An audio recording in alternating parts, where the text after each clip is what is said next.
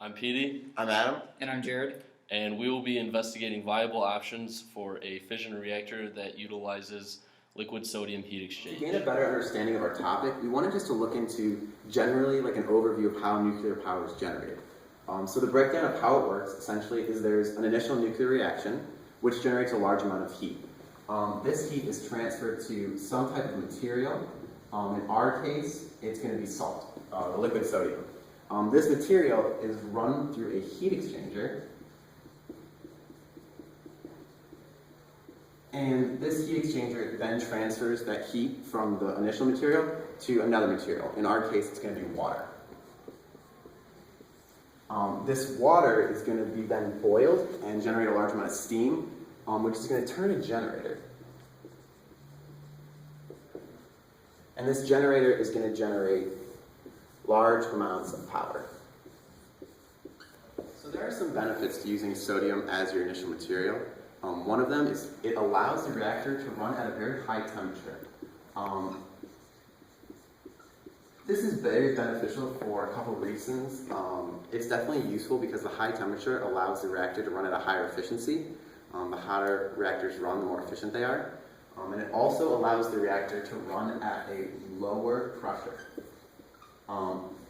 This is very useful because at lower pressure, the reactor is safer in comparison to a reactor that runs at a very high pressure and at a lower temperature. Now, with all the benefits of sodium, there are a couple drawbacks. One of the main drawbacks with using sodium is highly reactive with water, which is definitely a large issue with using this type of cooling system.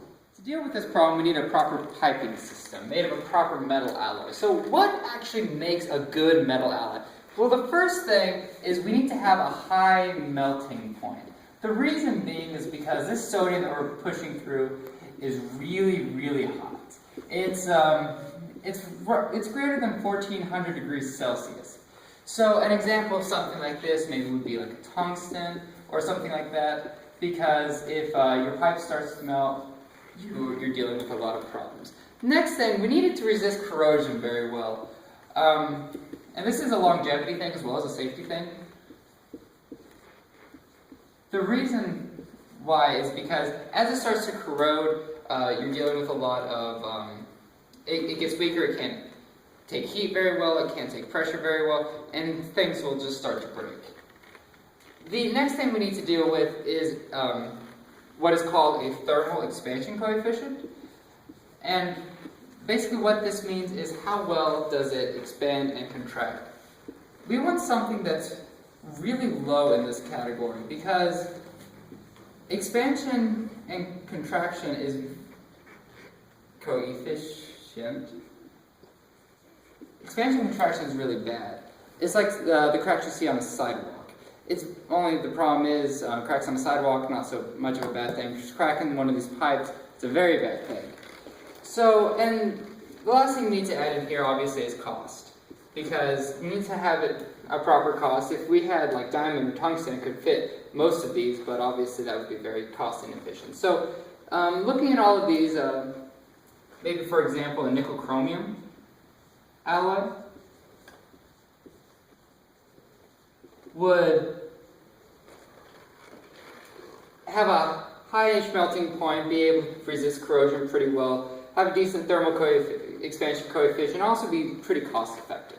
So after we choose the material for our piping system, we're going to need to decide the exact layout of this piping system in terms of the inner radius and the outer radius,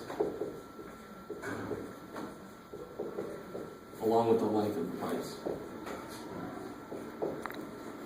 We need these proper dimensions to ensure efficient boiling of the water so that it can turn our steam turbines and create energy.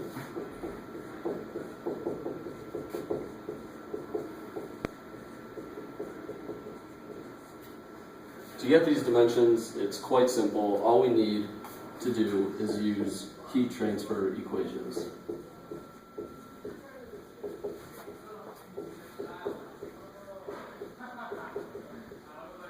The most basic of which is Q, the heat transfer, is equal to MC delta T where M is the mass, C is the specific heat, and delta T is the change in temperature.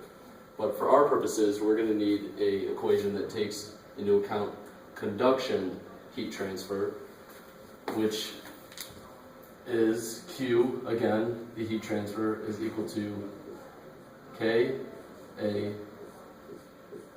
T hot, minus T cold,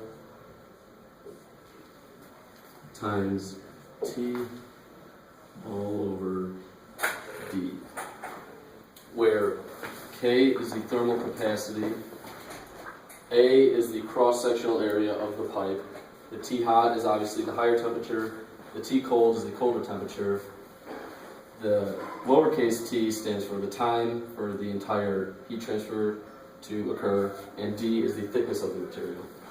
So what this would account for is if we take a cross-section of our pipe, where this would be the alloy that we chose, and the liquid sodium is inside of the pipe, and the H2O, the water, is outside the pipe. So to determine the length of the pipe, that can just be determined through the speed at which this liquid sodium is being pumped through the pipe, and that is accounted for with time. So all we need to do is just use this equation, and through that equation we can determine the radius of the inside where the sodium is being pumped, the thickness of the metal piping, and then that will give us how we boil our water efficiently and turn our steam turbine. In our pre-design project, we investigated the process of cooling a reactor through the use of liquid sodium. We looked into the pros and cons of using a sodium-cooled reactor and talked about the benefits and the negatives. And then we investigated ways to minimize the risks in hopes of creating a safer, more efficient reactor.